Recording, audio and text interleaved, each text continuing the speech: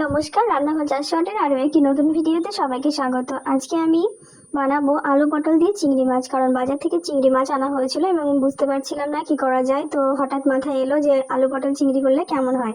তো দেখুন, আমি এখানে আলু পটলগুলোকে ভালো করে কেটে নিয়েছি। কেটে নেওয়ার পরে আমি এখানে কড়াই বসিয়ে দিয়েছি। কড়াই গরম হয়ে গেলে আমি এতে কিছু পরিমাণ সরষের তেল দিয়ে দেব।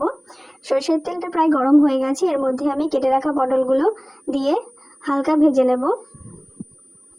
তো হালকা লাল কালার চলে এসছে। এখানে চলে আসার পরেও একই তেলের মধ্যে আমি কেটে রাখা আলুগুলো দিয়ে দেব এবং আলুগুলো ঠিক হালকাই ভেজে নেব। খুব ভালো ভাজবো না, কারণ খুব ভালো ভাজলে কষানোর সময় আমার আলুগুলো গলে যেতে পারে।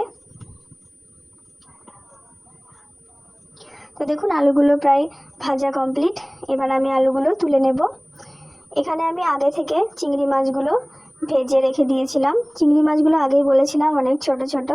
এরপর আমি তেলের মধ্যে দিয়ে দিলাম কালো জিরে এবং পেঁয়াজ কুচি, চেরানো লঙ্কা। এগুলো আমি হালকা ভেজে নেব। হালকা ভেজে নেওয়ার পরে এতে আমি নুন হলুদ অ্যাড করে নেব। নুন হলুদ অ্যাড করার পর আমি এখানে হালকা কালারের জন্য কাশ্মীরি লঙ্কা ব্যবহার করব।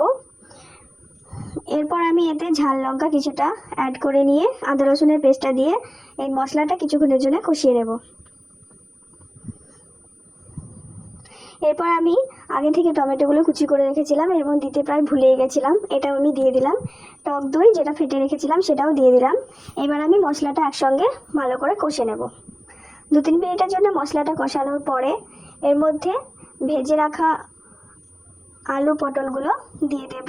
দিয়ে একসাথে আমি কষাতে থাকবো।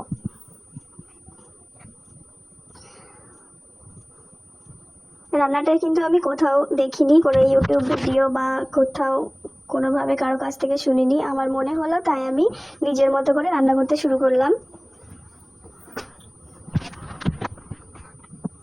এরপর আলু পটলগুলো দেখুন ভালো করে কষানোর জন্যে নেড়ে নিচ্ছি।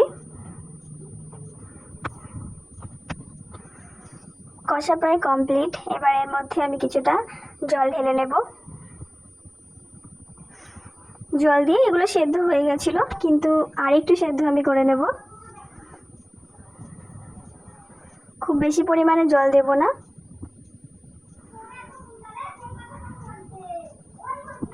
এবার আমি উপর থেকে, এগুলো ফুটে গেছে, উপর থেকে আমি চিংড়ি মাছগুলো দিয়ে দিলাম। তো রেডি আমার আলু পটল চিংড়ি তরকারি। ভিডিওটা ভালো লাগলে এভাবে আপনারা বাড়িতে ঘরোয়া উপকরণ দিয়ে ট্রাই করতে পারেন। ভালো লাগলে চ্যানেলটি সাবস্ক্রাইব করে পাশে থাকবেন। দেখা হচ্ছে নেক্সট ভিডিওতে।